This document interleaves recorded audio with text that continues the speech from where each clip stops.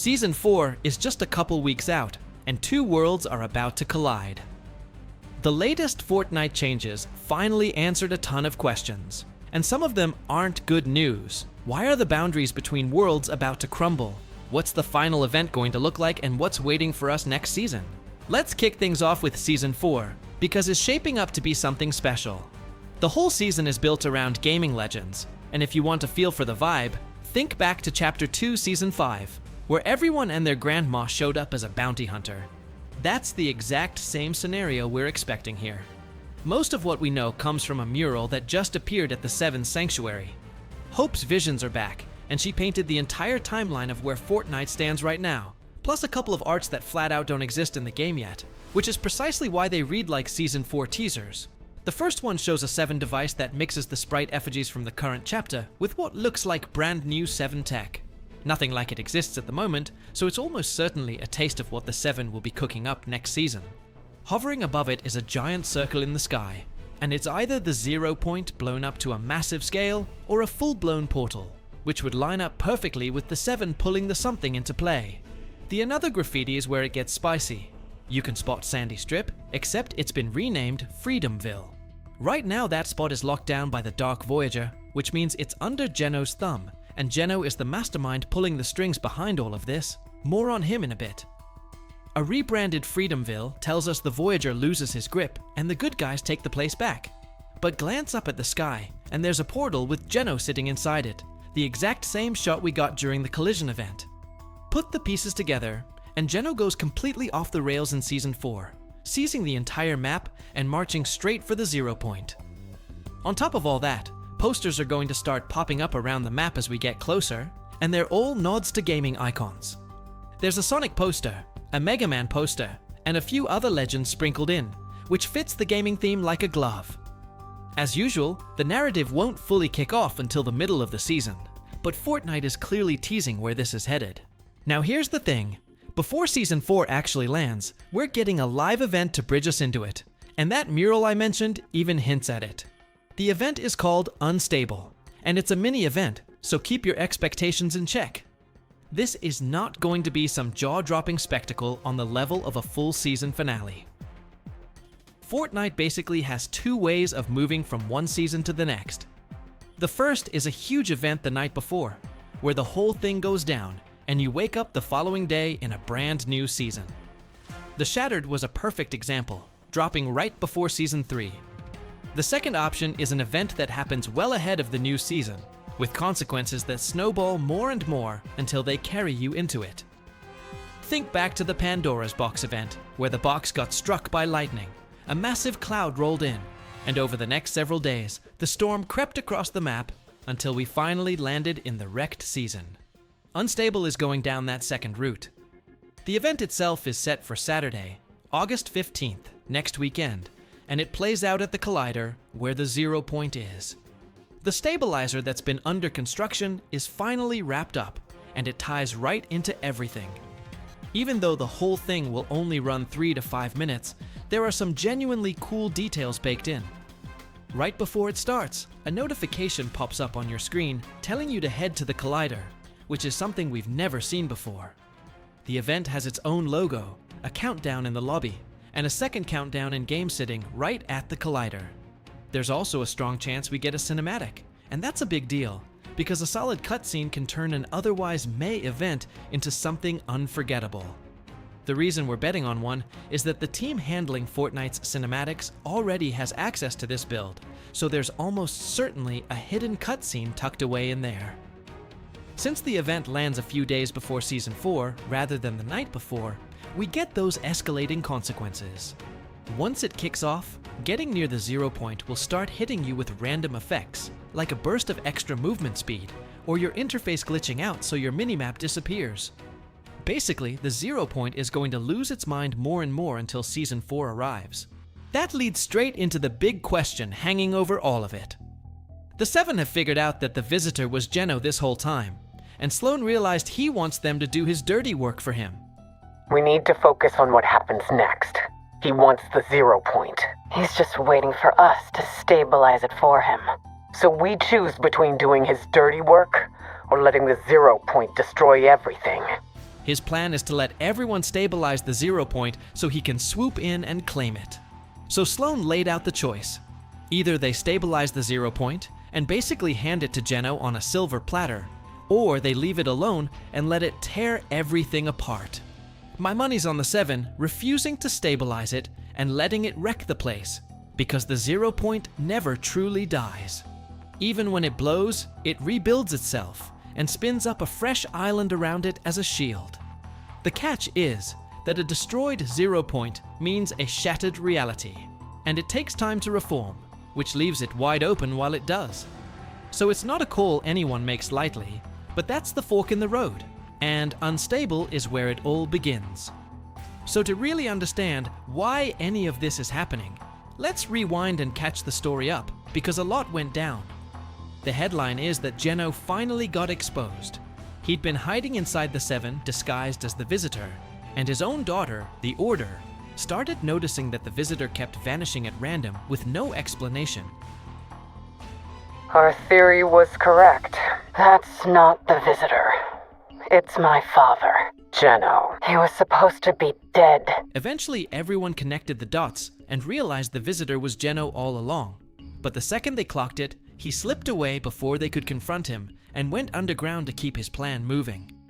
Since he'd been embedded with the 7, they combed through the sanctuary to see what he'd been up to behind their backs, and that's when they stumbled onto his secret base. Down in a basement, Geno had set up a hidden office where he'd been spying on the entire island and quietly running his master plan. And the one who tracked it down was that same daughter, the Order. Here's a bit of background for anyone who lost the thread, and no worries if you did, because this goes back years. Geno has 2 daughters, the Order and the Imagined. Both of them were betrayed by their father and walked away from. The Imagined sacrificed herself to take Geno out, except it was all for nothing since he survived, which leaves him with just one daughter now, the Order. When Geno decided to build his own organization, he named it after his 2 daughters. Stick the Imagined and the Order together, and you get the Imagined Order. We've known this for ages, but plenty of people never fully pieced it together, so now you're caught up. On the Jones front, we didn't get a ton, but what we did learn matters. While Geno was masquerading as the Visitor, he tampered with Jones's tank to make it turn toxic and kill him. Luckily, Hope caught it and warned Sloane. Have you noticed these weird readings on Jones's tank? Somebody's adjusted the chemicals. It's put his toxicity levels into the danger zone. The last changes to his tank were made by the Visitor. If you hadn't caught that, Jones would be dead. Which was a huge piece of how they figured out the Visitor was really Geno. Hope also jumped ship and joined the 7, rocking a fresh outfit. Even bigger, Hope uncovered the origin of the sprites, and it turns out the sprites are exactly what's going to heal Jones. Wow, the sprites are made from the same stuff as the 0 point. Did they come from the 0 point when it reformed? I think they want to help Jones, if I'm right. Sloane can use this to wake Jones up. So we finally know how to cure him, and now it's just a matter of time before he's back in action. We're left with 3 massive questions. How did we get here? Who is Geno? And what's going down next? Kicking things off in Chapter 7, an alien ship piloted by the Dark Voyager starts wreaking havoc on the island. His main gig? Snagging the 0 point fragments to piece it all back together. But that's no walk in the park, so he teams up with the Ice King, basically one of the heaviest hitters in the Fortnite universe. A dude capable of putting any rival on ice, no matter what reality they crawl out of. To shut them down, Hope and Jones team up with the Order. She's part of the 7, Fortnite's most goated squad fighting for the freedom of all realities.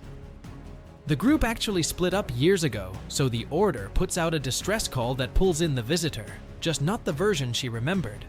Regardless, he joins the crew, and the 4 of them go hunting for their leader, the Foundation.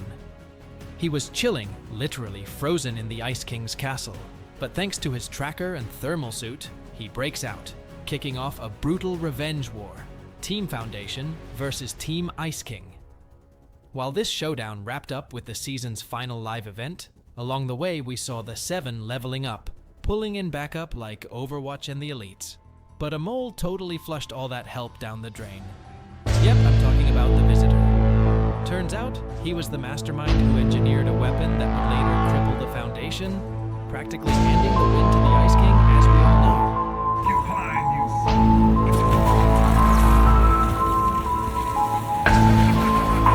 It is absolutely crucial to get this straight, because after 9 solid years of Fortnite, we are finally staring down the big bad. Gino is the founder of the Imagined Order, a shady syndicate, hell-bent on controlling the Zero Point while micromanaging the lives of everyone on the island. This turf war was the main event throughout chapters 2 and 3. But after the Fortnite X Marvel comics and the chapter 3 season 2 live event, we witnessed the ultimate showdown pitting the Seven against the Seven. Ironically enough, the Seven's roster includes the Order and the Imagined, the literal namesakes of Gino's organization. Major plot twist, they're actually his daughters, and it's the Imagined who steps up to take out her own dad, though it cost her her life to pull it off. With that, the Imagined Order crumbled, but the ultimate curveball, Gino actually survived, and worse, he was out for dead. His first move was dispatching the Herald, who steamrolled through most of the Seven by turning them into chrome.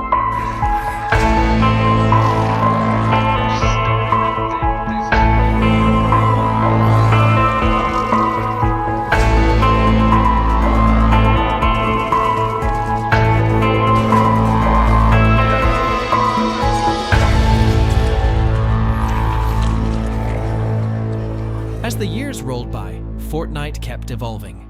The Seven were battered, scattered across different realities. Meanwhile, Gino was cooking up his ultimate master plan to wipe out the squad completely, going undercover as one of their own. He didn't just replace the guy we all knew, though. He swapped in for a version from the OG reality. Right now, we still don't know if he straight up engineered that reality himself, or if he just hitched a ride on a universe that already existed. But honestly, for what happens next, it doesn't even matter. Like I mentioned earlier, this imposter hits the island after the Order's SOS and acts like he's playing for the Seven's team. First, he bails out the Foundation, and then throws down against the Ice King. But this is exactly where he fumbles and makes his second massive mistake: building that weapon to cripple the Foundation. Luckily for him, it totally flew under the radar, so as of right now, Gino is still kicking it as a member of the squad. I say second mistake because his first major red flag was getting on the Order's bad side, you know, his own daughter. We caught wind of this chatting with her last season, but it kind of got brushed off since we had no clue who he really was. Now that we know he's the one responsible for her sister's death, it makes total sense that her gut was screaming not to trust this dude. Oddly enough, after the event I'm about to break down, it seems like she's actually starting to trust the Visitor a little more. With all that backstory out of the way, let's jump into the most backstabbing event in Fortnite history. It kicks off with Gino selling out the Seven, leaking intel to the Dark Voyager that the Foundation and his crew were setting a trap for the Ice King. That's why his ambush was so perfectly coordinated. The final shard will soon be returned to its home. The Foundation and his team wait, hoping to spring their trap. Let them. The surprise belongs to us. Rise. Follow me, and the Foundation will crumble. Let them hear us. The second we arrive, the Dark Voyager gears up to hijack the Zero Point, while the Foundation is standing there thinking his master plan is going off without a hitch. There's only one thing left to say. Porcupine, you son of a... Ah! Open fire! Malfunctioning! Foundation! Thank God the Foundation had a plan B up his sleeve. That backup plan plunged us into the most insane cinematic slugfest we've ever witnessed in Fortnite between the Ice King and the Foundation.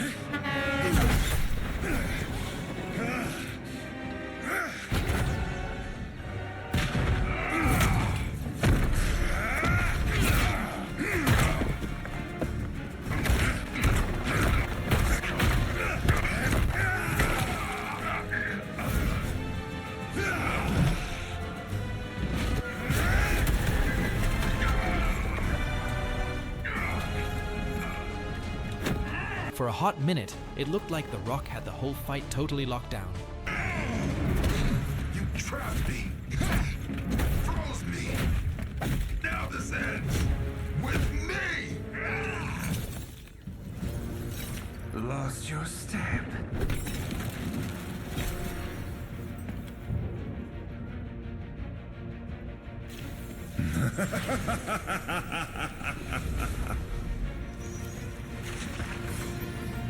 At this point, all the Ice King fanboys were hyped about the dub, but Gino's masterclass in manipulation had to keep rolling. The Foundation is finished.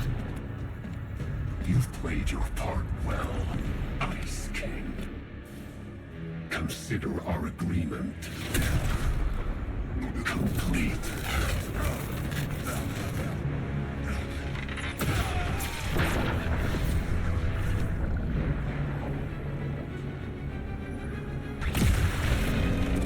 And boom, with the 0 point completely rebuilt and sitting in the hands of the Dark Voyager, we were hurled into the wildest season-to-season transition in Fortnite history.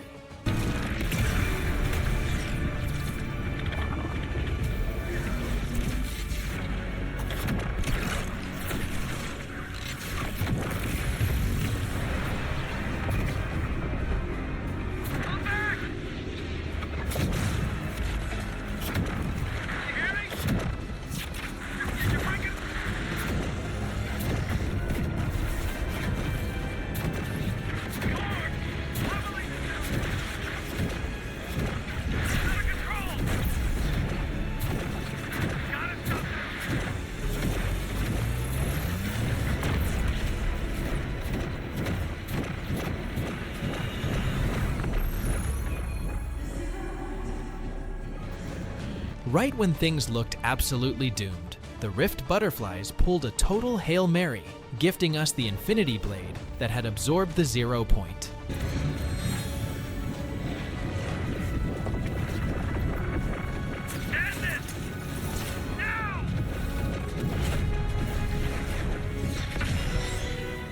With that bad boy, we sliced the Voyager's ship clean in half and saved the island.